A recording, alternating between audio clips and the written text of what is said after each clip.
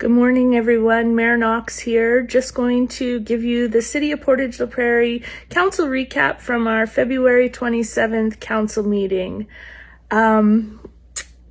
Last night we had a number of public hearings, and I often get asked by the public, what's a public hearing? I'm just kidding. Nobody ever asked me, but I'm going to tell you. So public hearings are a little bit different than a regular motion, and what they are is it's typically something that affects more than one individual or maybe the whole municipality. And a lot of these that you hear at our council meetings fall under the Planning Act. And so it could be zoning amendments, it could be variations, it could be conditional use. And so what it does is it gives people the opportunity to speak for or against the public hearings to make sure that we as council have all the information necessary when we're making an informed decision. So you'll see people at the meeting speaking. You might see letters being read out from neighbors. You might, for instance, in your community, you might find a neighbor that is going to do something and you get a letter in the mail that says, this is what's happening down your street. How do you feel about it? And it gives you the opportunity to make sure that we know how you as a neighbor feel about things. So that's our public hearings you often hear. So we had a number of them last night. We had a request for variation for Cochrane Street. We had one for 2500 Park Drive. We had one for 106 Saskatchewan Avenue West, and another one for 435 Crescent Road East. I'm not going to go into each of those in this video. You're welcome to go on to the city website and look at those if you want. But anyway, people had the opportunity to talk on those, and they were all passed last night.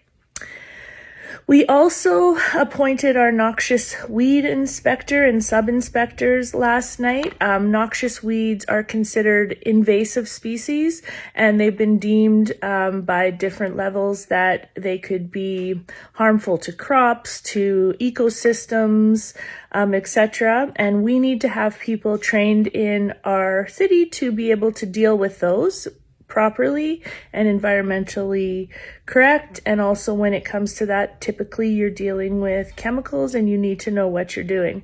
So we have our noxious weed inspector, who is Brian Taylor.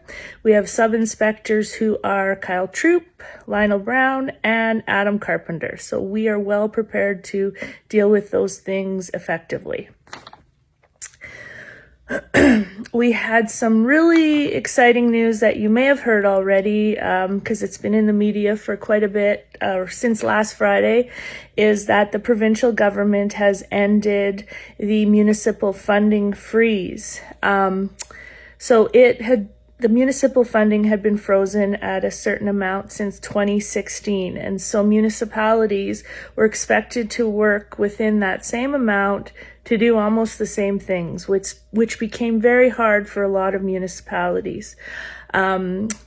I can say that we are very pleased with what the province did and how they did the funding formula. They didn't do a blanket formula across the province that said, oh, everybody's going to get 10% of what you already get.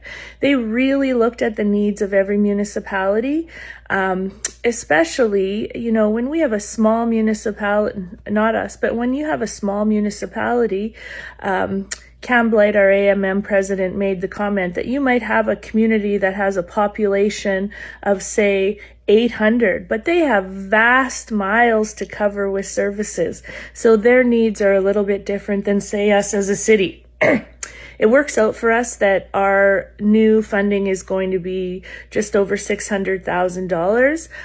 We're very thankful to AMM for constantly lobbying for this freeze to end. We're thankful to the provincial government, to Minister Andrew Smith and also Minister Eileen Clark, who worked on this long. We're thankful to the Premier for ending this freeze. And that dollars doesn't have any strings attached to it. Doesn't mean we have to spend it on certain things. So we as a municipality can figure that out as to how that money will be best served for our citizens. So we're grateful for that. Excuse me. We had a first reading of a zoning amendment for 229 Caledonia Street that was being changed from open space recreation to residential single family. You may remember that way back in public hearings a while ago, that there was a road closure where the homeowner is buying a piece of land.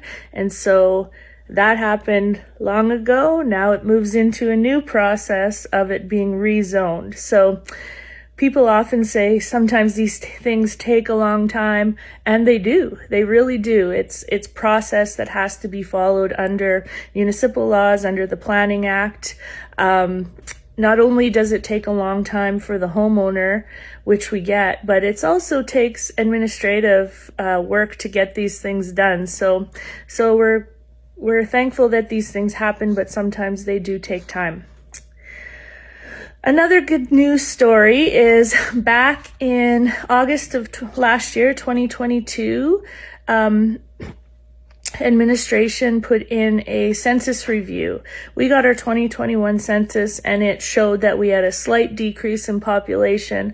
Well, if anybody here has lived here, I think it's really pretty easy to see that just didn't sit right. So we put in an appeal. We provided information to StatsCan on things like our building reports, Southern Health's population reports, like who has health cards, things like our garbage pickup, how many people are getting garbage pickup, things like property assessments to show. And so we're very pleased to say that the assessment went through, and they actually showed Portage la Prairie to have 60 more dwellings, which is great, and also 198 more people. We're thrilled with that. I honestly, in my belief though, I don't think that those numbers are still quite right. What it really showed though is that the next time we do a census, that we as a municipality are going to really work hard with people in our community to help them understand how it is so important to be reporting in the census correctly and accurately, because it does affect us. For instance, we've administration has done some work and sort of calculated on the new funding numbers, etc., what might those numbers mean to us, and we're looking at possibly anywhere between $10,000 to $20,000 extra for our municipality for funding that is based on our population. And in our great big budget, that seems small, but you can do a lot with that amount of money. So we always want to make sure that we're getting what we deserve as a community that reflects who we are in this growing place. Awesome. And then we had one item of old business, which was our second and third reading of council indemnity bylaw, where administration had done a review to make sure that we are in line and comparable to our regional partners and also our municipal comparables, because we never want to be lagging behind. We have seen some changes in council indemnity when it comes to cost of living, etc., over the years, but there had been no real significant increase in 15 years. So we want to always make sure that we stay current. There's a lot of reasons for that, is because we want to be equitable to our partners and our comparables, but also we want to set up for success in the future. That, we want to make sure that when it comes to municipal government and election, that we are making this a role that people are interested in, and that we get the best, most qualified, or most candidates with the best of intentions coming to sit on council. So we're excited for this change. Also with that, there's been a little some changes to our council per diems. So just for example, our council, we receive flat rate for everything, which means we don't get paid extra for meetings that we attend, etc. Some councils across the province do it that way, but we don't. And so if we leave Portage to go for a meeting to Winnipeg, to Brandon, wherever, then there is a per diem that is paid for that day. And now we've tried to do a little bit of a cost savings too is the fact that we've made a half day per diem, so that sometimes you might go into a meeting for half a day and you get that per diem, so you don't have to be paid out for the full day. So that received second and third readings, so now it is the previous bylaw was rescinded. That ends the council update for last night.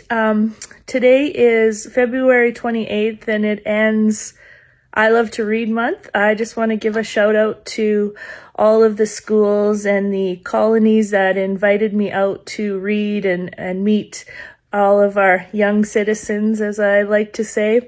It was lots of fun. I actually have two more reading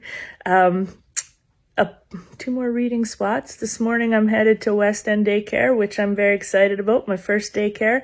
And then tomorrow I'm ending, even though it's March 1st, at Crescent View School. So have a great day, everybody. Oh, one more thing.